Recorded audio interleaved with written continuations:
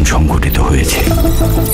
আজ দেশ জুড়ে ভয়াবহ দুর্যোগের সমূহ সম্ভাবনা রয়েছে। দেশের সব পুলিশ স্টেশনকে 10 নম্বর মহাবিপদ সংকেত দেখাতে বলা হয়েছে।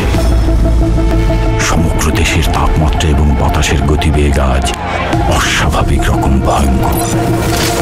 সমগ্র দেশবাসীকে তাই আজ যে যেখানে অবস্থান করছেন সেখানেই অবস্থান করতে অনুরোধ জানানো যাচ্ছে। আমার বন্দুকটা